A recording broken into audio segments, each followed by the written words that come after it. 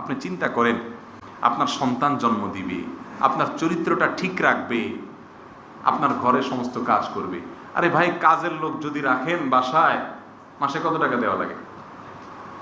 5,000 10,000 টাকা দিয়ে 24 আওয়ার্স কাজের লোকের সার্ভিস পাওয়া কঠিন হয়ে যায়। সেখানে কাজের লোকের সার্ভিস পাচ্ছেন, আপনার চরিত্র হেফাজত করতেছে ফুল।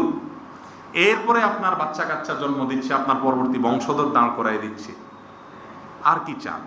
এই সার্ভিসগুলোর যদি মূল্য দিয়ে হিসাব করেন, কিয়ামত পর্যন্ত মূল্য পরিশোধ করা যাবে? একটু চিন্তা করে দেখেন তো, মিলান তো বাস্তবতার সাথে। এত কিছু সার্ভিস দেওয়ার পরে যদি সে একটু উল্টাপাল্টা বলে, উল্টাপাল্টা করে, একটু বেলাইন হয়, বেলাইনে যায়, তার কথায় আপনি বেলাইনে যান না, কিন্তু তার বেলাইন কাজগুলোকে, কথাগুলোকে হজম করার চেষ্টা করা উচিত কি উচিত না বলেন?